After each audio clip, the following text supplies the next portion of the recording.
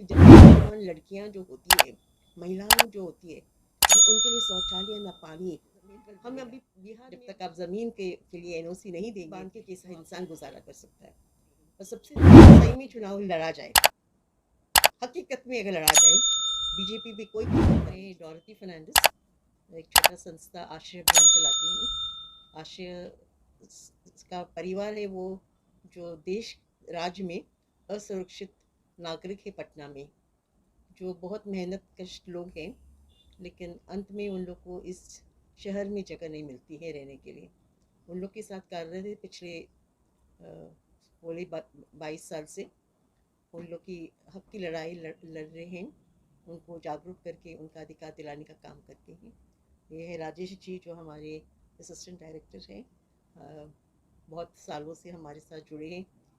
कहेंगे तो 21 साल से जुड़े हैं हमारे साथ, 21-22 साल है। आश्रय अभियान बेसिकली मैम वो काम किस रूप में करती है और किस तरीके का काम करती है? क्या ये उनको एक चैरिटी तो कह सकते हैं या फिर इसका कोई ऐसा कुछ है कि वो ट्रस्टी किसी को सपोर्ट करती है या कोई सपोर्ट करता है? आश्रय अभियान बेसिकली एक एडवोकेसी ग्रुप है और एक कैंपेनिंग ग्रुप है। आश्रय यानी शेल्टर, अभियान यानी कैंपेन। तो हम लोग की लड़ाई शुरू हुई 2005 में, जब केंद्र सरकार, उस समय यूपीए का सरकार था, जब पटना शहर को गरीबों के लिए घर बनाने की बात हुई थी। तो देश में 64 राज्य में 64 शहरों में बात हुई थी कि यहाँ पर शहरी गरीबों को घर बनाकर देना है। और बिहार में पटना क्योंकि राजधानी है और बोध गया क्योंकि पर्यटन है, दोनों जगहों में बनाने की बात हुई। उस समय से हम लोग की संघर्ष शुरू हुआ। बहुत कोशिश की हम लोग। यहाँ पर एक तस्वीर भी लगी है हमारे ऑफिस में, जब नीतीश कुमार पहली बार मुख्यमंत्री बने, वहाँ पर है बाद में, उनसे भेंट किए थे कि हमने कहा ये मौका है सर, हम लोग गरीबों के लिए घर बना सकते हैं। लेकिन सब चीज़ हुआ, डीपीआर बना, 48 डीपीआर बना, लेकिन सरकार ने एनओसी नहीं दिया। तो घर तो ज़मीन पर बनेगा, जब तक आप ज़मीन के लिए एनओसी नहीं देंगे तो आपने डीपीआर बनाने की क्या ज़रूरत थी। तो उस समय से लंबी लड़ाई हम लोग की चल रही है।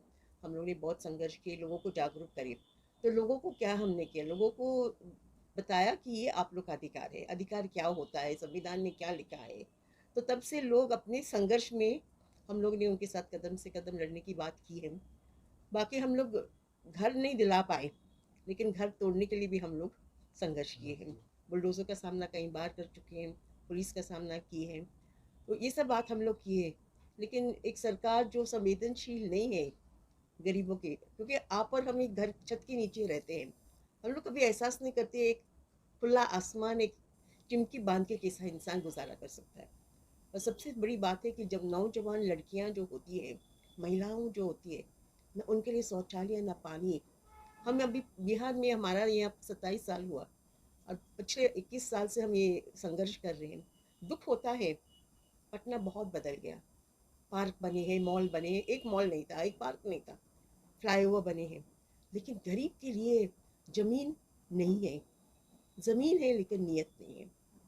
तो इस चीज़ का हमको बहुत दुख है, अफसोस है, क्योंकि हमारे लोग ने इतना संघर्ष किया। पिछले 21 साल से हम लोग संघर्ष करते जा रहे हैं।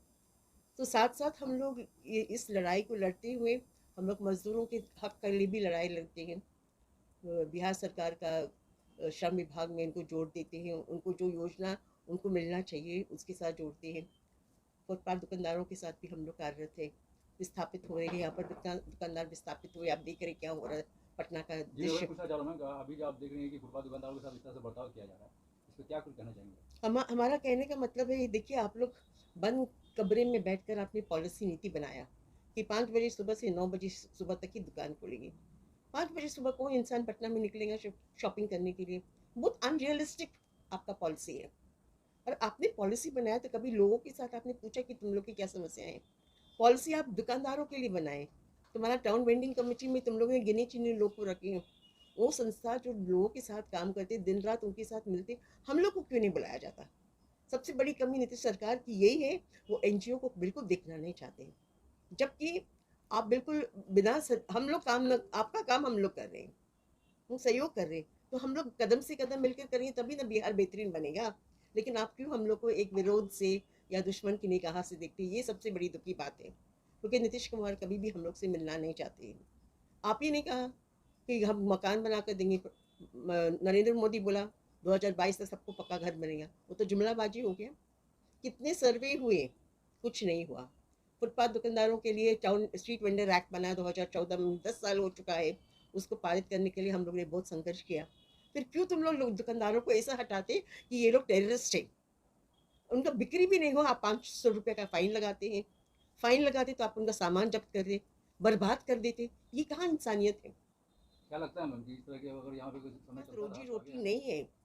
हम घर जाकर हम अपने बच्चों बाल बच्चों को खिला नहीं सकते, पढ़ा नहीं सकते, बुनियादी सुविधाएं नहीं दे सकते हैं, तो फिर आखिर आदमी करेगा क्या? क्राइम तो बढ़ेगा।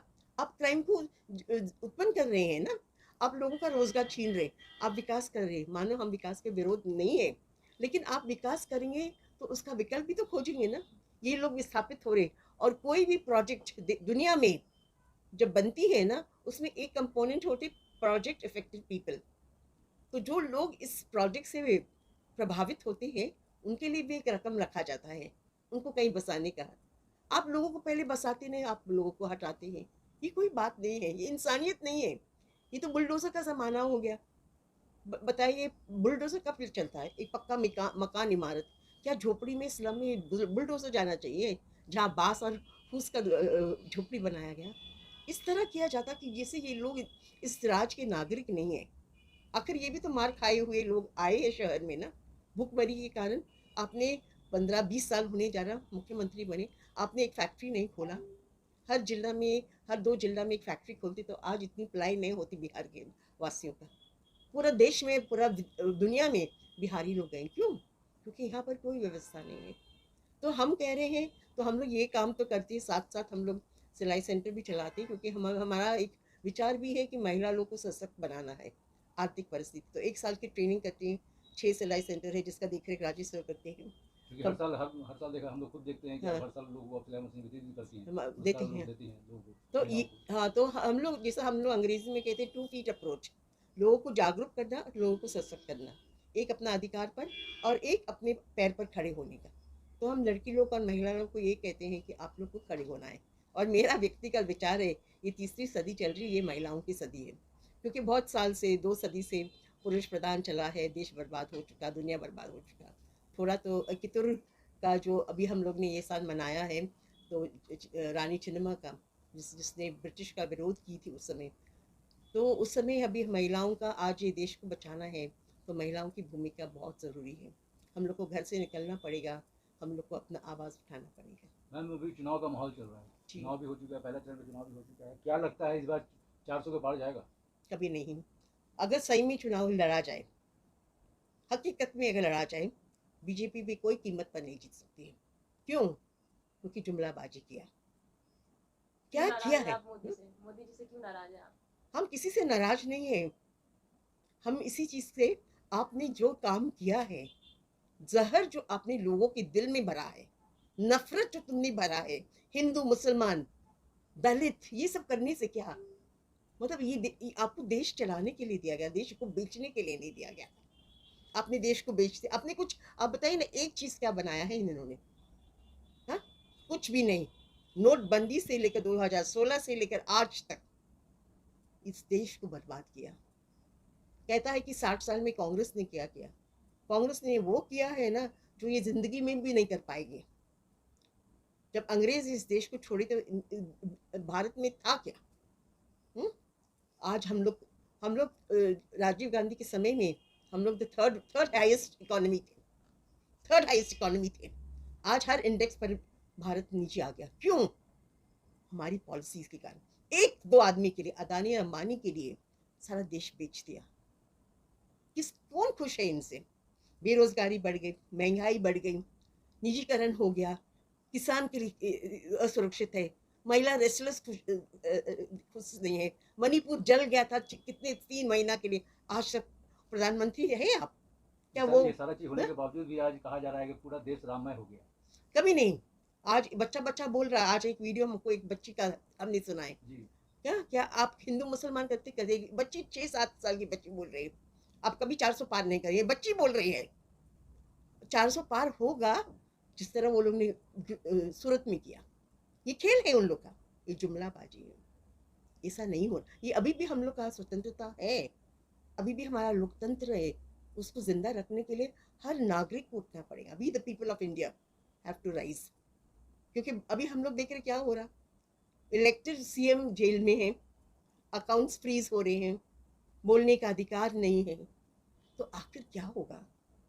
हमारी तो जीवन खत्म हो गए, लेकिन आने वाले बच्चों का क्या भविष्य है। कैसा देश हम लोग छोड़ रहे हैं अपने बच्चों के लिए। क्या यही देश है जिसमें हम लोग ने जन्म लिया था। नहीं, मेरी समझ से नहीं है। आश्रय अभियान के साथ जुड़ने के लिए क्या क्या करना पड़ेगा, हमें थोड़ी सी जानकारी दर्शकों को दें। आश्रय अभियान से जुड़ने के लिए सबसे पहले गरीबों के प्रति संवेदनशीलता, अगर वो है जैसा करुणा अगर हमारे दिल में है ना गरीब के प्रति, तब आश्रय अभियान में हम लोग जुड़ सकते हैं। क्योंकि हम लोग ऐसे लोग के साथ काम कर रहे हैं जो सही में बहुत ही दयनीय स्थिति से, कभी उनका घर में चूल्हा नहीं जलता, जाकर देख लीजिएगा किस परिस्थिति में लोग रहते हैं। तो अगर हम लोग एक छोटी सी पहल है, छोटा सा काम कर रहे हैं, लेकिन ईमानदारी से करने का हम लोग का पूरा लक्ष्य है।